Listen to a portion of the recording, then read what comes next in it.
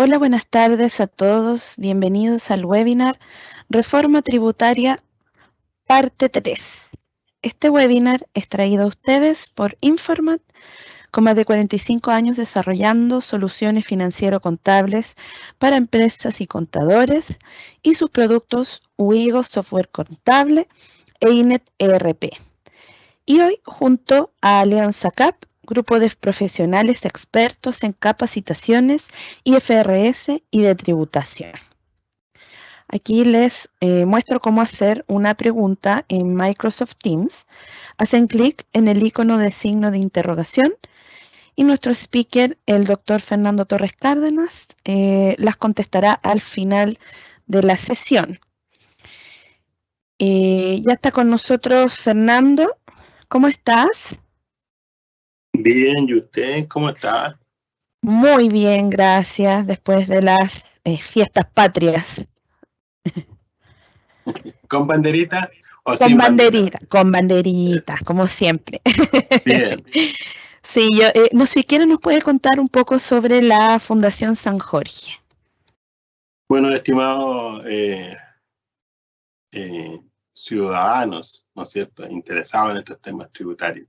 Fundación San Jorge lo que busca es colaborar, ¿no es cierto?, a través de estos webinars. A todos ustedes llegar de una forma gratuita. Pero también los invita a participar en una consulta ciudadana donde queremos colorear una escalera en el Cerro La Marina, Bahía de Corral, ciudad de Valdivia. Nuestra fundación lo que busca es colorear infraestructura de uso público en el sector costero. Y en general son caletas, ¿no es cierto?, que queremos, que siempre hay una escalera, que siempre hay una muralla y que podemos colorear con la técnica del mosaico, con una participación ciudadana. Así que los invito a todos ustedes a entrar a nuestra página fundacionsanjorge.cl, ir a proyecto de información y elige tu opción. También los invito, si es posible, a hacer una donación desde 1.000 pesos. Y así, colaborando todos, podemos hacer que estas caletas o estos sectores costeros puedan atraer más y más turistas locales, nacionales e internacionales y generar, ¿no es cierto?, una actividad económica, siempre colaborando en aquellos sectores que están un poco más lejos de la región, de la capital. Así que muchas gracias por estar con nosotros en esta oportunidad y les recuerdo entonces Fundación San Jorge. Muchas gracias. Perfecto, ya lo saben, entonces los invitamos a que puedan conocer el trabajo y los proyectos de la Fundación en su web fundacionsanjorge.cl. Y ahora, si quiere, puede compartir su presentación, Fernando. Claro. A ver, denme un minutito, por favor. Sí.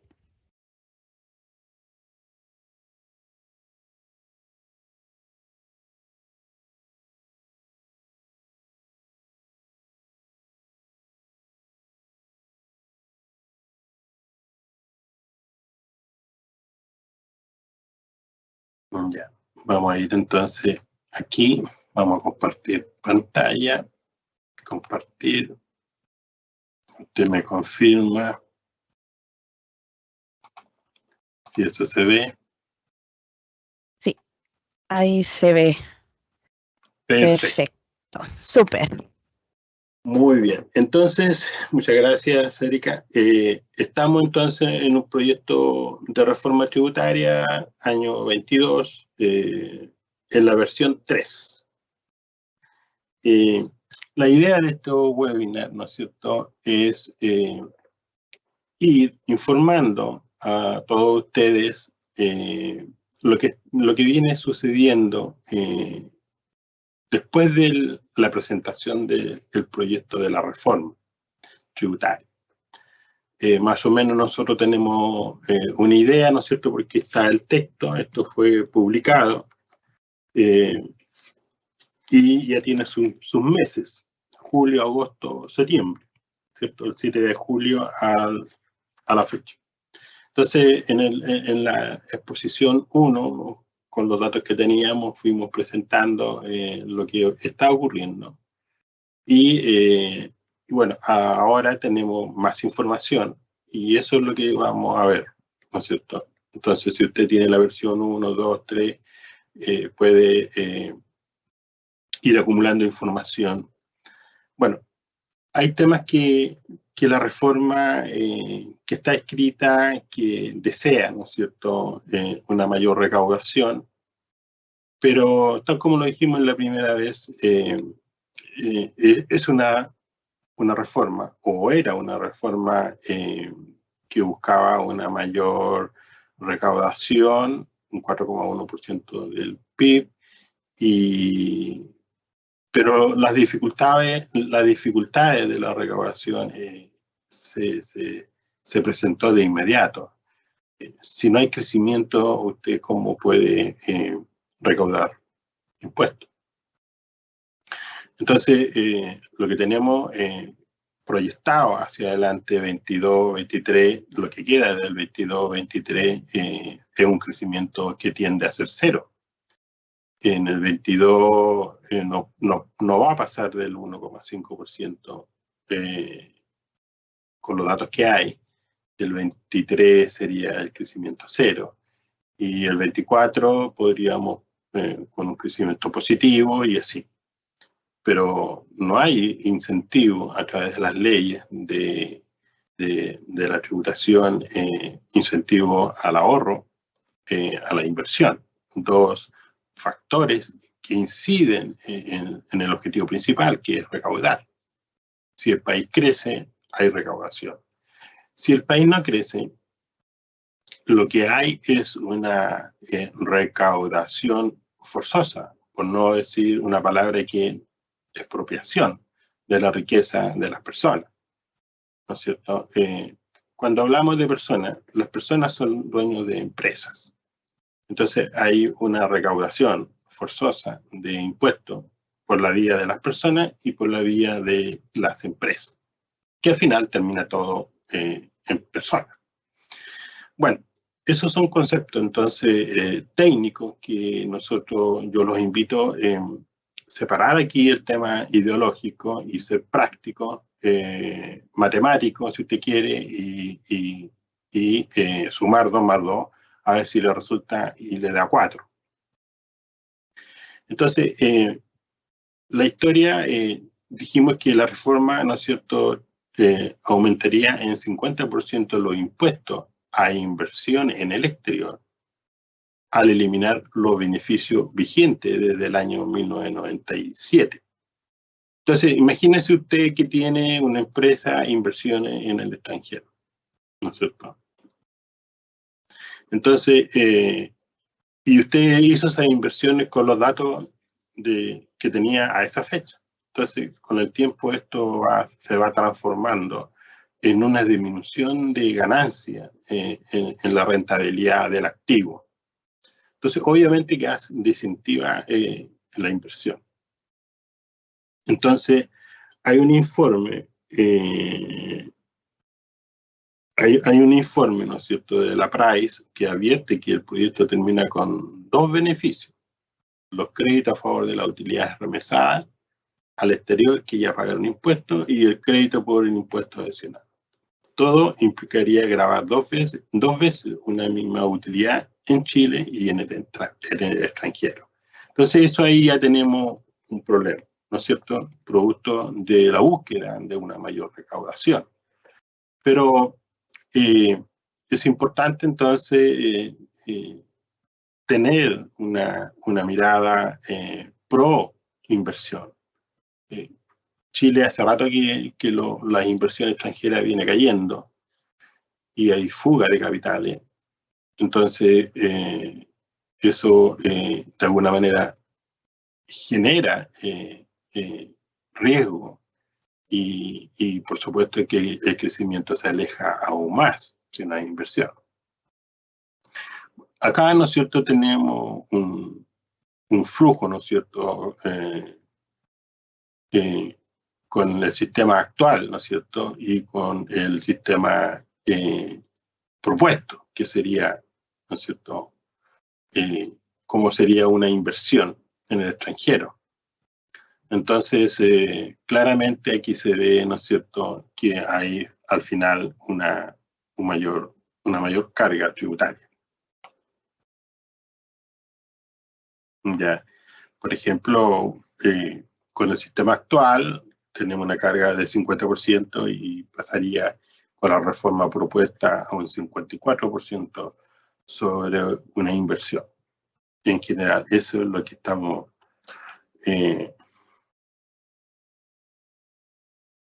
ahí. Vamos a ocupar este color que es más suave, ¿no es cierto? La carga total. Entonces, en términos generales, ¿no es cierto?, la reforma implica de una carga actual de 50 pasaría a 54,37%. Este tema también es importante. ¿Pagarán o no IVA? ¿No es cierto? Hay una circular que está disponible, ¿no es cierto?, y que nos dice que a contar del 1 de enero del 2023 estaríamos, alguna afecta a IVA, ¿no es cierto? Hay una discusión, hay una circular que está vigente y que nos dice, ¿no es cierto?, que algunos servicios estarán afectos a IVA. Entonces,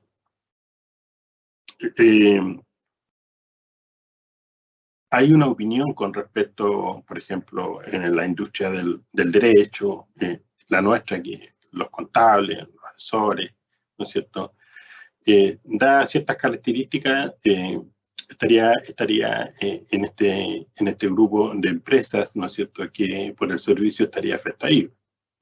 Bueno, pero eso se está conversando aún, pero ya existe, ¿no es cierto?, la circular, así que veamos cómo se define, ¿no es cierto?, el servicio de puesto interno. El tema está en las sociedades de profesionales, ¿ya?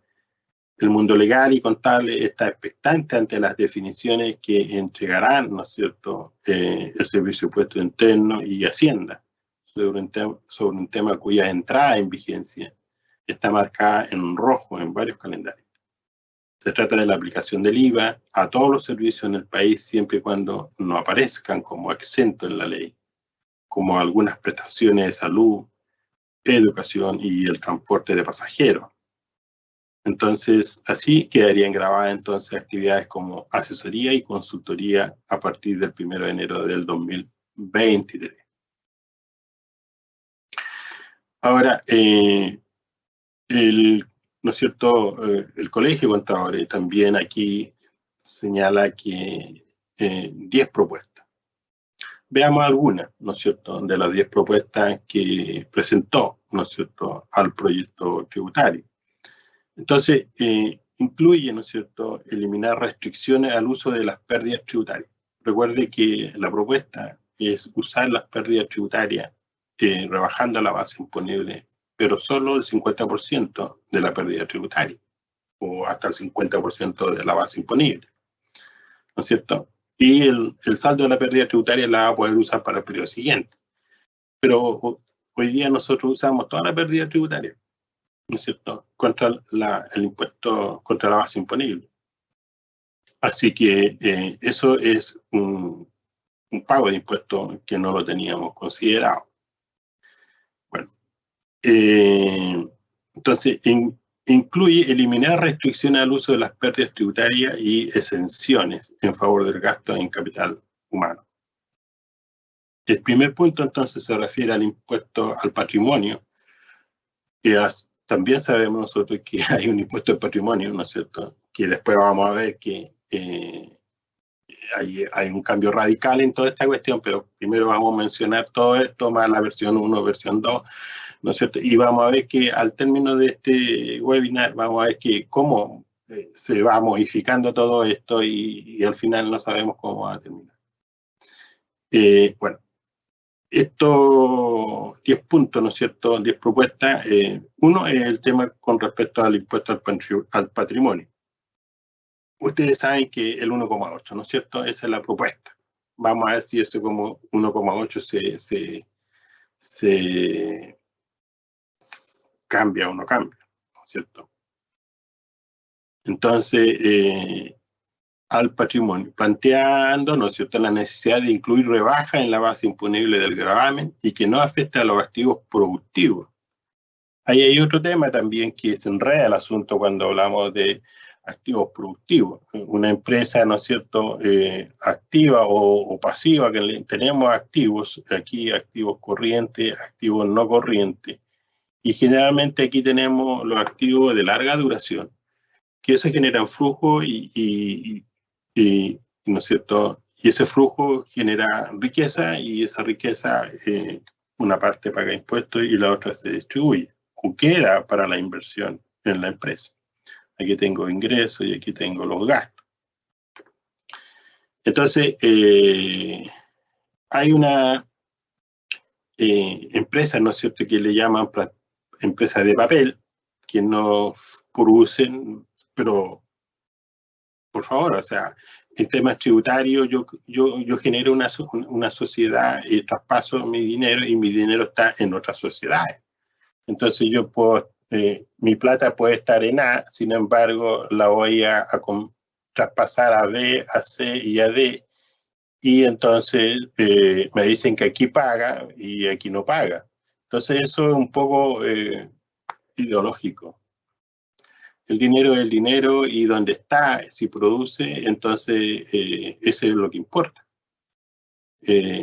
¿Verdad? Y si por último yo no hago nada con el dinero, lo coloco en el banco presta dinero, por lo tanto también va a la producción y servicio en un mercado sano, ¿no es cierto?, donde se genera la oferta y la demanda.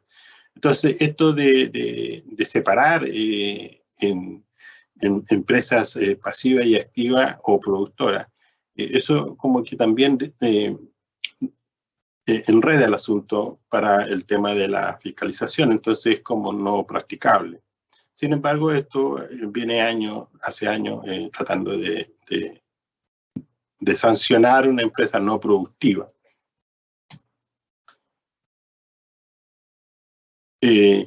Entonces, el primer punto sería una revisión sobre el porcentaje a aplicar sobre el patrimonio. Y la segunda idea es incorporar ajuste a la tasa integrada del impuesto corporativo, más impuesto al dividendo e impuesto al patrimonio, para que no pueda superar el 50% de las utilidades o retorno del patrimonio de cada periodo, de modo que no pase al límite expropiatorio. Esas son palabras propias, ¿no es cierto?, de la narrativa. Y esto, cuando tú ganas 100 y 50 es para impuestos, la verdad es que uno se pregunta muchas veces si vale la pena hacer la actividad. Entonces, hay que revisar eso. También sugiere no aplicar la tasa en caso de que el patrimonio esté generando rendimientos decrecientes. Ahora, claramente, si tú tienes un patrimonio de 1.000 millones y lo tienes a través de una empresa, tu capital propio es 1.000 millones. Si son 1.000 millones, entonces tú pagas, ¿no es cierto?, ¿cuánto pagas de impuestos? Solo por el tema, por ejemplo, del impuesto de la patente comercial. ¿Cuánto pagas? El 5 por 1.000. ¿Y cuánto es el 5 por 1.000? Bueno, son, ¿cuánto es? De 1.000 millones. ¿Ah? Entonces, haga el ejercicio usted. ¿No es cierto?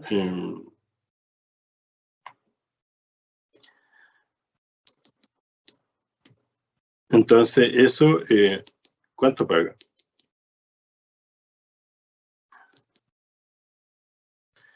Entonces, son 5 millones. Y 5 millones dividido en 2 semestres, entonces pago 2,5 millones más el aseo. Entonces pago 5 millones más el aseo anual solo por tener un capital propio de 1.000 millones. Bueno, ahí ya tiene un impuesto. Y si usted le agrega a eso el 1,8 por 1.000, saque la cuenta, perdón, 1,8% sobre 1.000 millones, saque la cuenta solo por tener un dinero, un patrimonio de 1.000 millones. Entonces, la pregunta es, ¿qué hago para no pagar ese impuesto? Porque es muy alto. El 1,8 no existía. Entonces, no lo tenía considerado. Entonces, y así sucesivamente. Si esos 1.000 millones están invertidos, ¿no es cierto?, en bienes raíces, agréguele usted las contribuciones. Bueno, entonces pago las contribuciones y las contribuciones pues me doy de crédito contra estos impuestos, el 1,8, etc. Sí, me doy de crédito. Puede ser, pero la ley todavía no lo contempla. Puede ser. Entonces han ido a través de estos análisis entre los pensantes que están elaborando el tema tributario, han ido dándose cuenta de que el impuesto pasó del 50%. Entonces ahora están en la etapa de los créditos. ¿Qué crédito les damos a estos impuestos pagados para que no llegue al 50%? ¿Te das cuenta, no? Entonces son temas complejos que hay que tener conocimiento tributario y mucha lectura, ¿no es cierto?, sobre mucho dominio sobre lo que está detrás de todo esto, porque ya se sabe que en estos 4 años no se recauda lo que la reforma tenía como objetivo principal. ¿Vale? Se sabe que no va a recaudar. Entonces, lo que se trata ahora es hacer una reforma que permita recaudar de la manera, ¿no es cierto?, cumpliendo con los objetivos y la simplicidad que tiene que tener una ley de la renta. Bueno, en tercer lugar, el colegio entonces pone la lupa al impuesto del 1,8, que ya lo habíamos mencionado, también a la utilidad retenida en sociedades de inversiones pasivas, tal como yo lo mencioné, y proponiendo que no aplique a compañías cuyos flujos estén vinculados en más del 50% con sociedades operativas. Entonces, ahí es cuando nos empezamos a enredar, ¿no es cierto? Esto de separar la industria y castigarla porque uno es pasiva, pensando que el dinero no está produciendo. Téngalo por seguro que eso no es verdad, digamos. El dinero produce, lo que pasa es que produce en otra empresa, ¿vale? Y por un tema de gestión tributaria y de eficiencia tributaria, es que se crea una empresa pasiva, justamente para protegerlo con un RUT distinto al RUT personal. El impuesto a la ganancia de capital para operaciones bursátiles líquidas también es foco de ajuste para los contadores, ya que se aumenta desde el día al 22%. Recuerde, ¿no es cierto?, que el artículo 107, que de eso estamos hablando, de la ley, ¿no es cierto?, de la ley de la renta, dice que la ganancia en estas acciones que se acogen al 107 estaban libres de impuestos. Entonces, ahora, a contar del 1 de enero del 2023, hay una ley que le afecta, le aplica el 10%. Sin embargo, la reforma que se propone quiere llevar estas inversiones a afectar como impuesto con una tasa del 22%.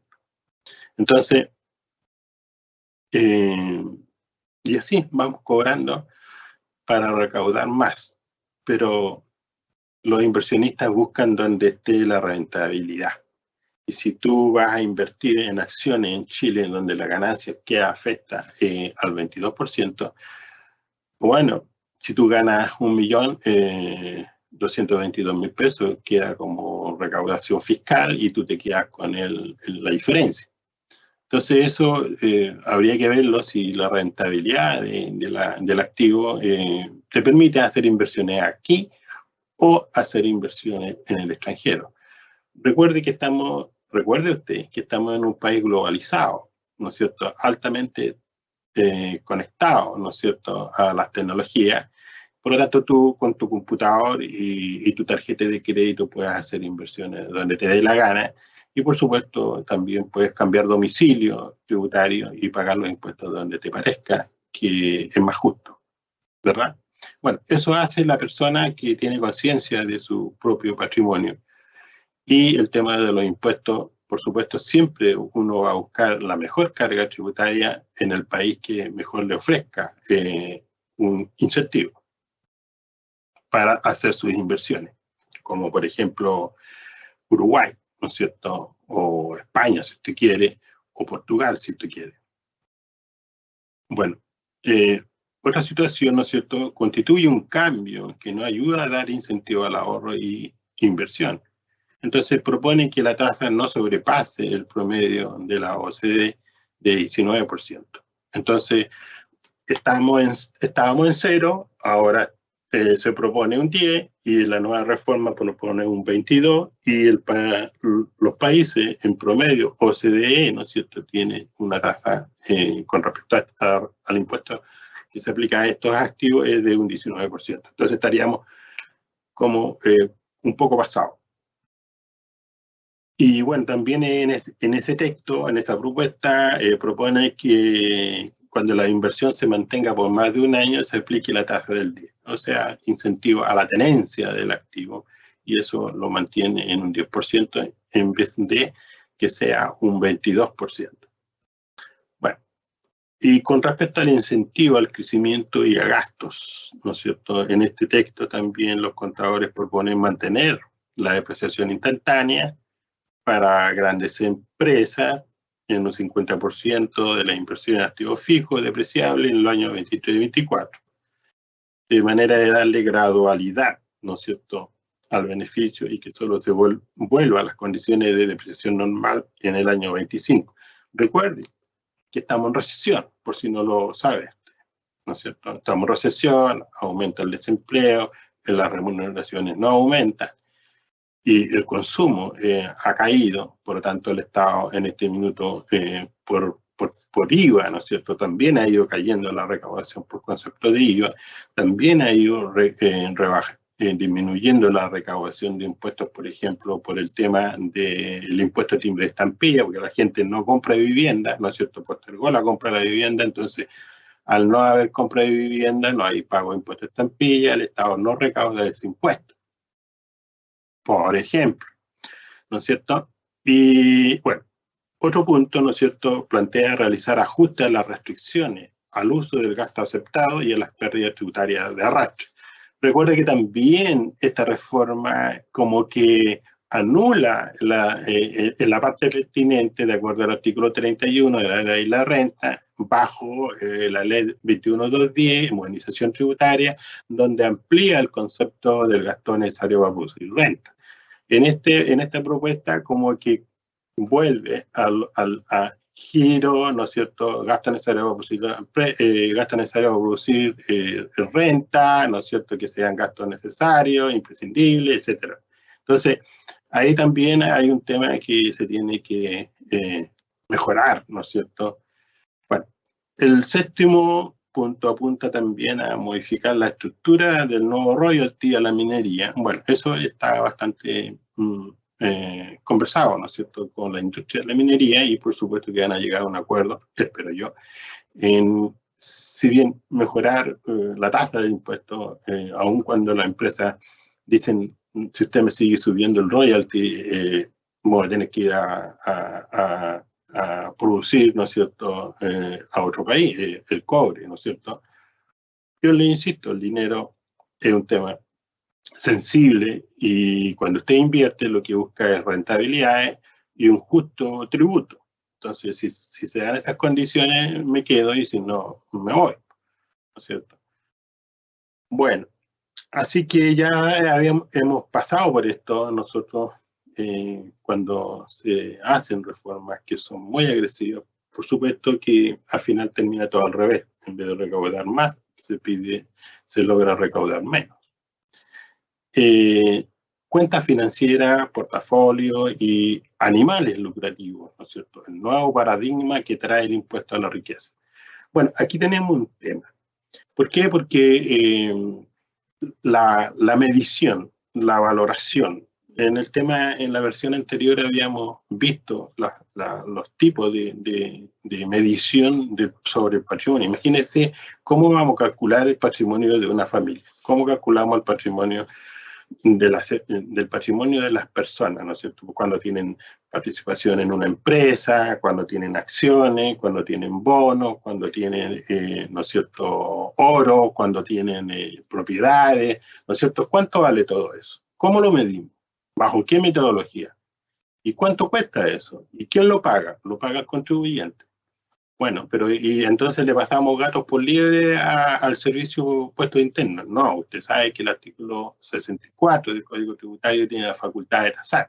Sí, pues, pero hoy día en la mañana, ¿no es cierto? Usted le vio la noticia en Estados Unidos, ¿no es cierto?, como al expresidente de Estados Unidos, señor Trump, hoy día, ¿no es cierto?, ya la SEC lo quiere demandar porque hay, al parecer, ¿no es cierto?, una anormalidad en la valoración de los activos y por lo tanto eso hizo pagar menos impuestos.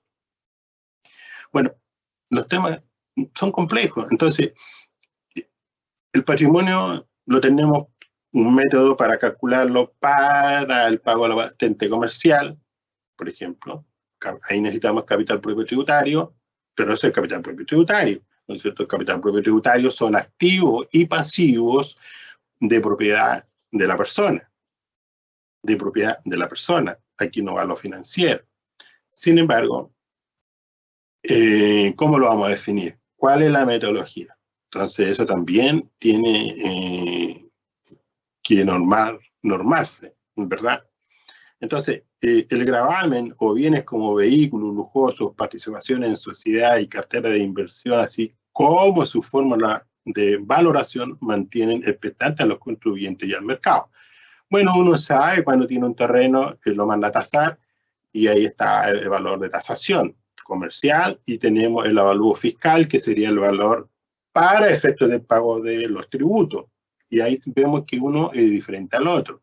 Lo mismo sucede con las empresas. Ya, lo mismo cuando uno fallece, ¿no es cierto?, y testea, ¿no es cierto?, sus bienes. Bueno, todos esos bienes pagan impuestos a herencia por un cálculo bajo el método, ¿no es cierto?, para el pago del impuesto a la herencia. Entonces, esos valores son importantes.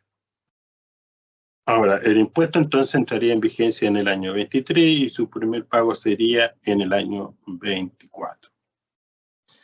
Entonces, uno de los cambios principales que trae la reforma tributaria y que mayor expectativa genera en el mundo legal e impositivo es la creación del denominado impuesto al patrimonio. Ustedes saben que yo ya había mencionado anteriormente que estos impuestos en los países, ¿no es cierto?, que ya hicieron esto, no lograron lo que buscaban, que era mayor recaudación. Entonces, prácticamente abandonaron este impuesto. Bueno, ahí tenemos, ¿no es cierto?, de 6 millones, 15 millones y 100 millones de dólares, en donde la tasa efectiva es del 0,2, el 0,7 y el 1,6%. Entonces, el impuesto a pagar serían $10.000, 100.000 dólares y 1,6 millones de dólares en caso que el patrimonio esté sobre los 100 millones de dólares.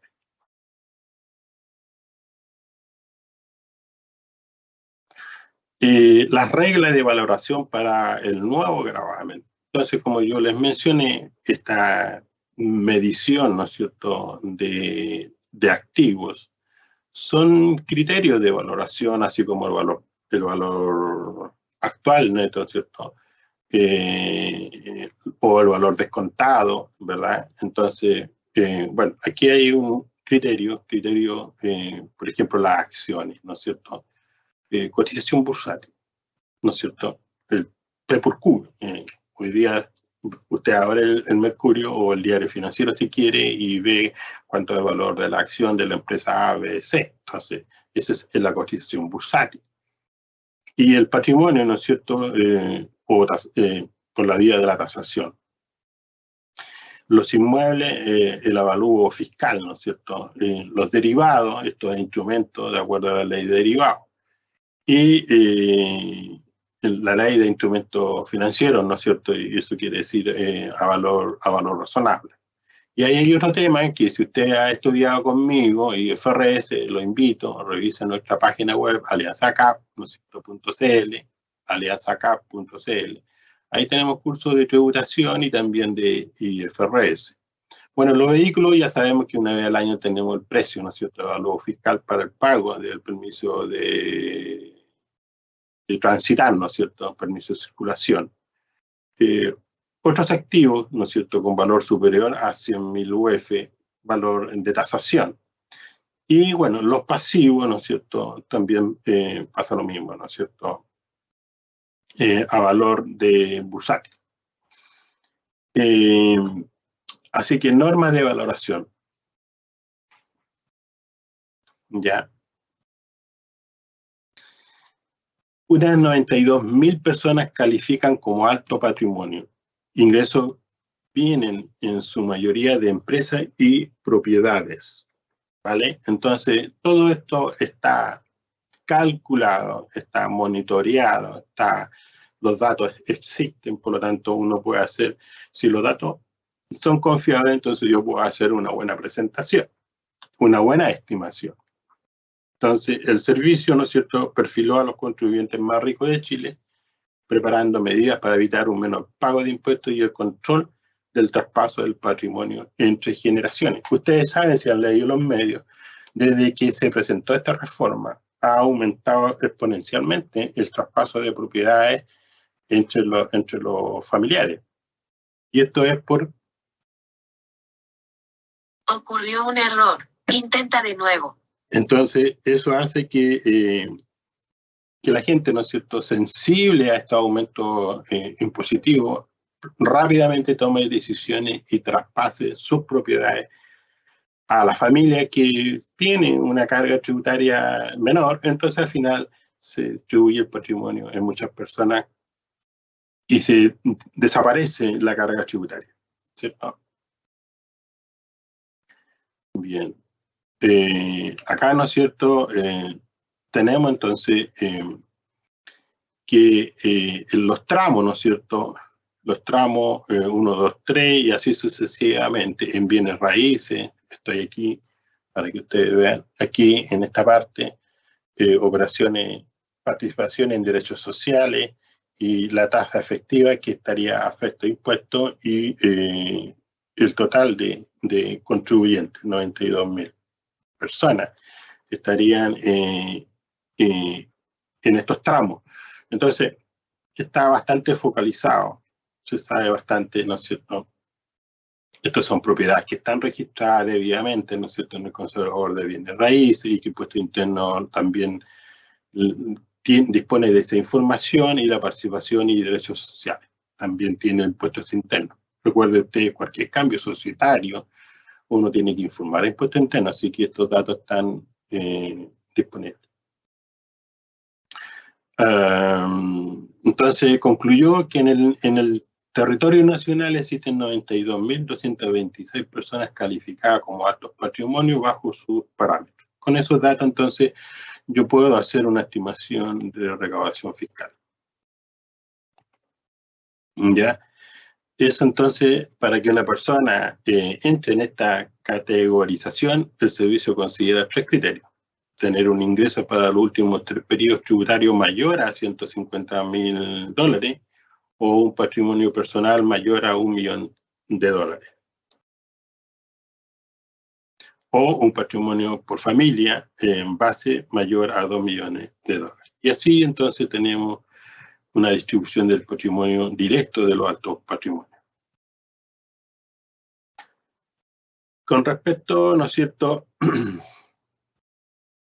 a los impuestos, asesores extienden trabajo a puerta del plazo de las indicaciones.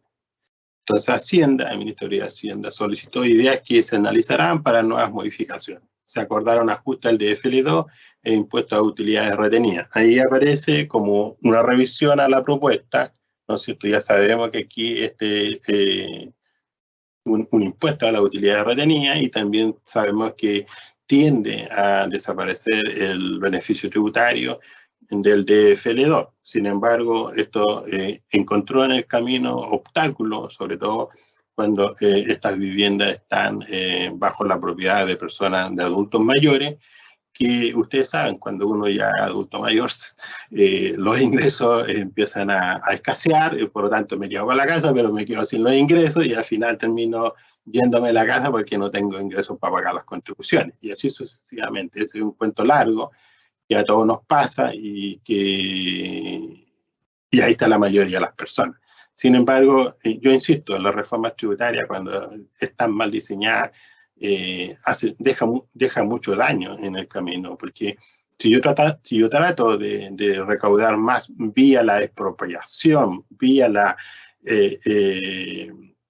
disminución patrimonial de cada una de las personas, donde la mayoría está, ¿no es cierto?, en el ciudadano común y corriente, eso genera un daño tremendo. La gente adinerada no tiene problema, la gente adinerada busca un nuevo domicilio donde pueda tributar de mejor manera, o simplemente desaparece del territorio del país en que los impuestos son muy altos. Y eso ha pasado muchas veces en Chile y en cualquier parte del mundo. Entonces es normal que la gente busque una disminución en la carga tributaria y no al revés, una mayor carga tributaria. Entonces, por eso es que estas cosas tienen que ser equilibradas. Vea usted las consecuencias, ¿no es cierto? En 30 años, la vivienda nomás, usted vea la vivienda nomás, ¿no es cierto? Cómo se ha ido encareciendo, ¿no es cierto? Hoy día, prácticamente, con la inflación que hay, prácticamente no puede pagar el dividendo. Si compró a crédito, no ha pagado su casa y está viviendo ese problema. ¿Y por qué se produce eso? Bueno, un tema es la inflación. ¿Y qué es lo que es la inflación? Una expropiación al bolsillo directo de las personas. ¿Quién genera la inflación? Las políticas públicas mal diseñadas. ¿Y cuáles son ejemplos de políticas mal diseñadas? Bueno, por ejemplo, cuando el DFL2 gozaba de un beneficio y se fue retirando, ¿y qué iba ocurriendo cada vez que le retirábamos el beneficio tributario? De acuerdo al decreto de ley 910, ¿no es cierto?, del año 1950, que es la ley de viviendas sociales, ¿no es cierto? Hasta 140 metros cuadrados, ¿no es cierto?, gozaban de una rebaja del 50% de las contribuciones, un 50% de rebaja al impuesto a timbre estampilla, una rebaja del 50% de los gastos financieros y así. Entonces, usted le va retirando esos incentivos. ¿Y qué pasa con la vivienda? Se va encareciendo. No es la única variable, porque sabemos que también la disponibilidad de terreno y otras cosas más, otros factores inciden. Pero si estamos hablando de tributación, eso es lo que ha ido ocurriendo. Sabemos perfectamente cuando yo le retiro los incentivos tributarios al DFL2, en cuanto afecta al impuesto, en cuanto afecta al precio final de la vivienda. Eso lo sabemos. Usted puede buscarlo en Google, en la página web de la Cámara Chilena de la Construcción. Así que, bueno, ¿qué tenemos ahora? Una vivienda cara, ¿no es cierto? Y menos metros cuadrados. Y más pago de contribución. Reforma tributaria. Empresas de ingeniería remeten contra IVA a servicios por el encarecimiento de sus asesorías. Entonces ahí tenemos, ¿no es cierto?, cómo influiría la aplicación del IVA a la facturación de servicios en flujos financieros de sus empresas. ¿Cómo afectaría? Yo tengo varios clientes que son empresas de ingeniería y están preocupados porque ellos son asesoría, entonces emiten facturas exentas. Y el problema es cuando entra empresa, no es tema porque el IVA es neutro, pero el tema es cuando yo me compro un servicio una persona natural que no es empresa, no tiene cómo rebajar, entonces se encarece el servicio. Ese es lo que ocurre en la práctica. Entonces, un sondeo de esta asociación, ¿no es cierto?, muestra que el 86% cree que afectará su facturación y el 40% cree que perderá competitividad frente a actores que mantendrán la exención. Claro, porque muchos van a buscar, no, yo voy a hacer mi asesoría, pero como persona natural. Entonces yo ahí no cobro, mi factura va a ser exenta. Pero si soy una sociedad de profesionales, entonces, y dentro de esa sociedad de profesional hay una empresa, entonces eso va a quedar afectado a IVA. O sea, un mismo servicio, pero distintos proveedores para uno va a ser más barato y para otro va a ser más caro. Entonces, ¿qué es lo que estoy haciendo? Nuevamente dividir la industria, dividir los que producen la riqueza.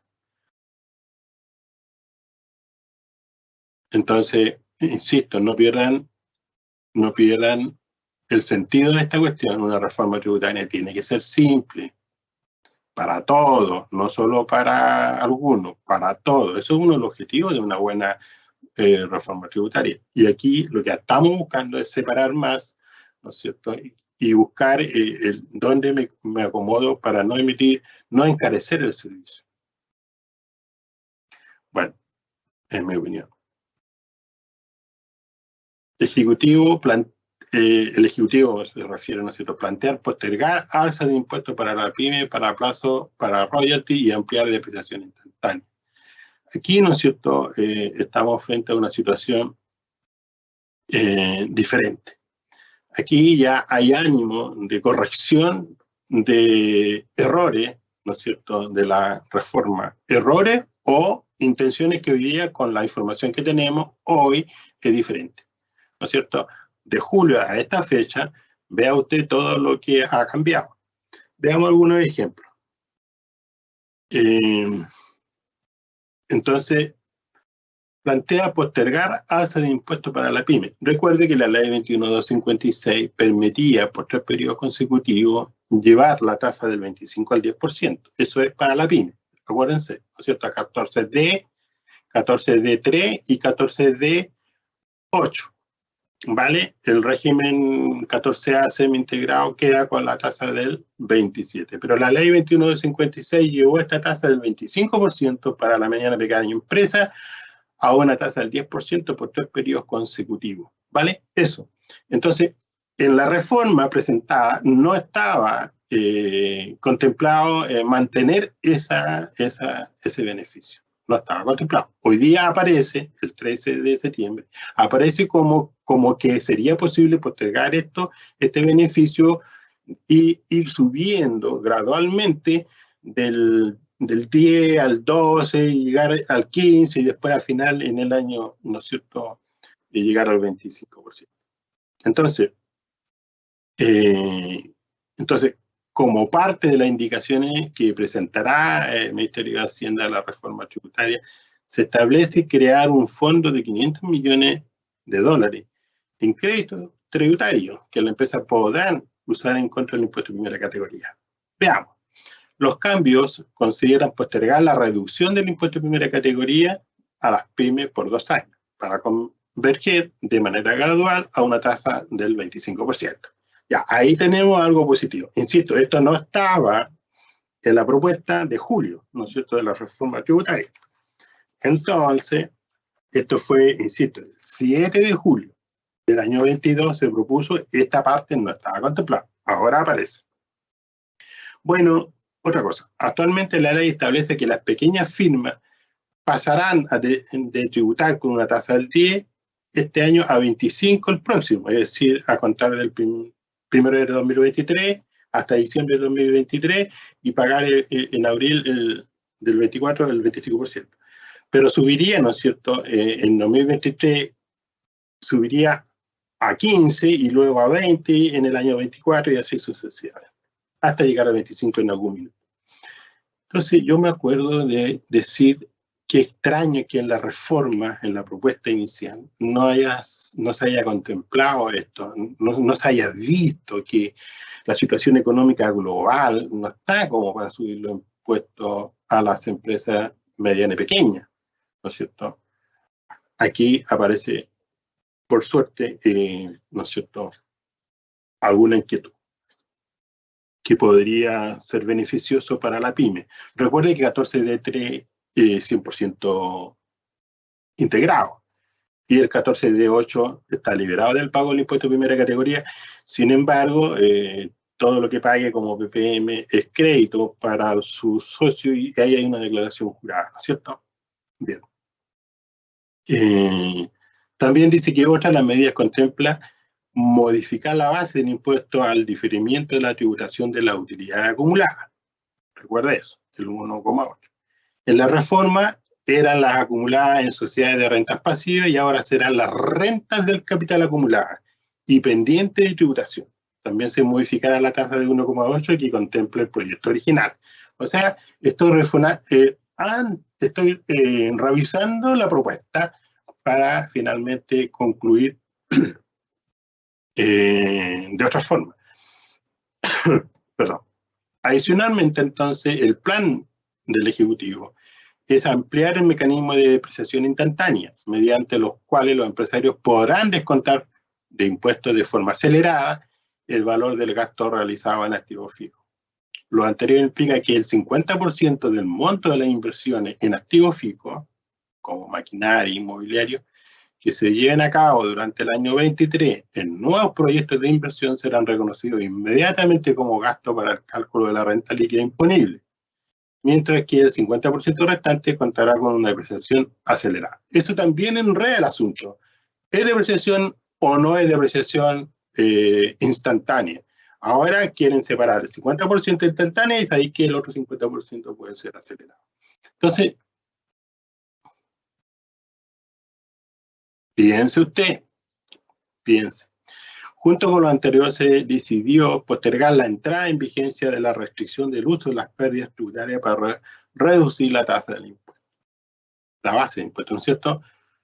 De esta manera, hasta el año 24 podrán imputarse pérdidas por el 100% de la renta líquida, pero en el año 25 podrán utilizarse pérdidas por hasta el 80% de la renta líquida en el 26, por el 65% y desde el año 27 en adelante se entrará en vigencia al límite del 50% que considera la reforma. Entonces, la verdad, lo que está ocurriendo es que la reforma propuesta, así como estaba, era como muy fuerte este tema de la recaudación. Entonces, ahora se quiere hacer, pero gradualmente. Entonces, cuando teníamos pérdida tributaria, yo solo podría la propuesta era 50% sobre la base imponible. Entonces ahora dicen, no, ahora podré usarlo, ¿no es cierto? En el año 24 podrán imputarse pérdidas por el 100% de la renta líquida. Y después, en el año siguiente, menos, 80. Después, al final, vamos a llegar al 50, tal como estaba la propuesta inicial. Pero esto se hace gradual. Lo mismo pasa con la depreciación acelerada y así sucesivamente. Bueno, un punto que beneficia al sector financiero será los ajustes a la tributación de los contratos de leasing. También hay un tema. Recuerde usted, ¿no es cierto?, que la ley, ¿no es cierto?, que habla de este tema del leasing, que a contar del 1 de enero del 2000, no, ahora a contar de septiembre de este año, ¿no es cierto?, los leasing, tenemos ahí un tema, ¿no es cierto? Me parece que a contar 1 de enero del 2023, el leasing es, ¿no es cierto?, ya no, la cuota no es gasto. Entonces, la reforma tributaria dice que se tratará como de acuerdo a la NIF 16, ¿no es cierto? NIF 16. Es decir, iguala el tratamiento a la NIF 16. Entonces, ¿qué significa eso? Que esto del beneficio tributario que tenían los leasing, que me permitía llevar la cuota a gasto, hoy día no me lo permite. Por supuesto que los intereses sí son gastos necesarios producir renta, pero antes llevaba la cuota completo. La reforma tributaria del año 20 restringió el referido mecanismo, no permitiendo que el arrendatario rebajara como gasto las cuotas pagadas o devengadas dentro del ejercicio, y el arrendador ya no tendría la posibilidad de depreciar aquellos bienes que estén registrados como activos. Ambos cambios se revierten.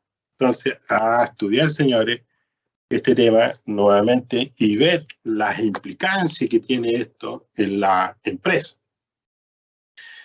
Además, el gobierno propondrá la vigencia de algunos ajustes al nuevo royalty, ¿no es cierto? Yo ya sé que aquí hay un cálculo complejo, pero para la minería no lo es, dado que lo usan mucho, una ecuación, ¿no es cierto?, de precios en un cierto rango. Entonces eso se activa y paga un impuesto. Por lo que sabemos es que están de acuerdo o están negociando hasta donde se permite sin, ¿no es cierto?, dañar la competitividad, ¿no es cierto?, de las empresas que están en Chile con respecto al mundo. Así que es un tema para los señores de la minería. Entonces, este Ministerio de Hacienda adelanta 27 cambios tributarios, ¿no es cierto?, ajusta el impuesto al patrimonio y crea nuevo beneficio a arriendo. Entonces, recuerden que también no todo es negativo en esta cuestión, hay cosas que son positivas, como el beneficio, ¿no es cierto?, al arriendo, que podrá rebajar de su base impuesto popular complementario, ¿no es cierto?, el arriendo pagado. Así que, ojo con eso lo vimos en la versión 2. Entonces, también se abrió a modificaciones en el secreto bancario con fines impositivos y a la norma antielusiva. Eliminó el impuesto de salida del 5%, recuerden ese impuesto de salida del 5% sobre el patrimonio, que una persona quería llevar su patrimonio a un domicilio fuera de Chile. Entonces, bueno, estaba esta propuesta del 5%, eso se eliminó, y mantuvo exención del DFL2 para los adultos mayores, y bueno, con tope. Los ajustes se relacionan con incentivo a la inversión, con 4 enmiendas. Agenda anti-evasión y elusión, con 8 indicaciones. El nuevo sistema de impuesto a la renta también con 8, ¿no es cierto? 4 al régimen para la pyme y 3 al impuesto al patrimonio. El ministro, ¿no es cierto?, adelantó que algunos cambios adicionales están en proceso de discusión y redacción, así que hay que estar atento con eso. Entonces, veamos, incentivo a la inversión. Se creará un fondo de créditos tributarios de estos 500 millones de dólares, ¿no es cierto? Las compañías podrán postular al fondo anualmente sin superar el 20% del monto total del instrumento. El mecanismo partiría en el año 23. Otro de los incentivos es la ampliación de la depreciación semi-instantánea para gastos en activos fijos, lo que puedan descontarse de la base imponible. Así se podrá descontar el 50% del gasto realizado de forma instantánea y la otra mitad ya dije que será acelerada. También se derogan los cambios que aumentaban la tributación sobre los contratos de leasing, y ahí eso hay que estudiarlo para ver el impacto que va a tener en los estados financieros. También se posterga la entrada en vigencia de la restricción para el uso de las pérdidas tributarias, también lo habíamos dicho en la presentación anterior. En cuanto a la agenda antielusiva, ¿no es cierto?, también hay modificaciones. Y impuesto a la renta, entonces las indicaciones ajustan el polémico impuesto de 1,8%, ¿no es cierto?, de diferimiento del pago de los impuestos personales. También se cambia la base, la cual ahora será el 22% de las utilidades acumuladas con impuestos personales pendientes de tributación, siempre y cuando estén registradas en sociedades pasivas que reciban más del 50% de su ingreso. También la tasa se aumenta de 1,8 a 2,5 y ya no será utilizable como crédito contra el impuesto al patrimonio. Otra modificación tiene que ver con la sociedad en el exterior, por lo que volverá a reconocerse como crédito los tributos pagados a nivel internacional, siempre y cuando el contribuyente pueda acreditar su trazabilidad. Bueno, había un problema ahí de doble tributación. Y terminando entonces, también se crea una norma que prohíbe que los gastos que tengan como destino servicios prestados desde un país calificado como paraíso fiscal puedan ser aceptados como gastos deducibles. También tenemos un ajuste, como decíamos, al DFL2 y a la PYME. Se postergará entonces el aumento de la tasa corporativa hoy en 10% a 25%, que debe ajustarse el próximo año. Esto cambió. Entonces, se supone que del 10 va a pasar al 15, después al 20 y finalmente 25% en el año 25.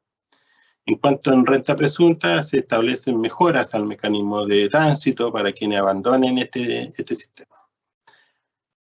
Adicionalmente, se amplía el beneficio de pronto pago, señalando que los convenios con condonación de multa e intereses tendrán un máximo de pie de 5% de la deuda y una duración de hasta 18 meses. El proyecto original lo extendía solo por 12 meses. Igual aquí es como, ¿no es cierto?, le dio 6 meses más para el pago, pero todavía es poco. Yo creo 24 hubiera sido como lo ideal. Y nuevamente el impuesto patrimonial, ya dijimos, ¿no es cierto?, que ¿no es cierto?, Hacienda se abrió al ajuste en el impuesto al patrimonio. Por ejemplo, propuso eliminar el gravamen del 5%, que lo encontrábamos como, ¿no es cierto?, no necesario. También se revisará la redacción para establecer normas más simples, como, ¿no es cierto?, yo les mencionaba, y este tema de la valoración de los activos, que es complejo, ¿no es cierto? Aquí todos los ingenieros, los arquitectos van a tener más trabajo, ¿no es cierto? Y por último, el Ejecutivo plantea establecer una carga máxima que pueda aplicarse sobre los ingresos de los contribuyentes, afecto al nuevo tributo, siguiendo la experiencia de otras jurisdicciones. Puso, por ejemplo, Suiza, donde se suman los impuestos a la renta y al patrimonio, y si la tasa final supera cierto umbral, entonces se procede a descontar la diferencia del tributo a la riqueza. Eso ahí tenemos como un crédito. Bueno, eso en general, ¿no es cierto? Les puedo decir que está muy sabrosa este tema de cómo ha ido cambiando la propuesta, ¿no es cierto?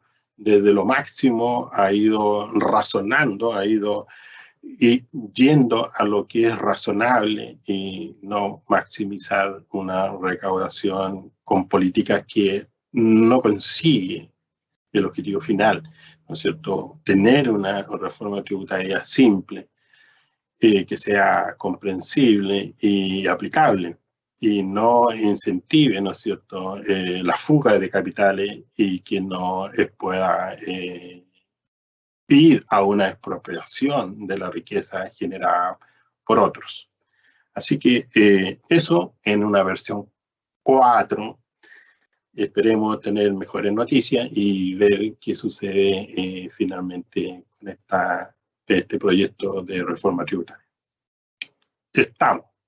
Excelente, Fernando. Muchas gracias por la completa presentación. Ahora vamos a abrir la sesión de preguntas y respuestas. Creo que ya tenemos una pregunta que hizo Sergio ahí. No sé si la ve o la leo. A ver, léala usted.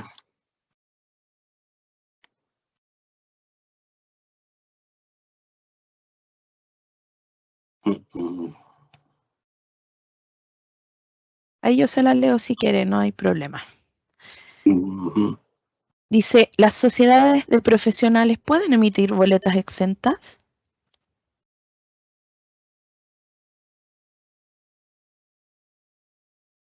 Buena pregunta. No sé a qué se refiere boleta exenta.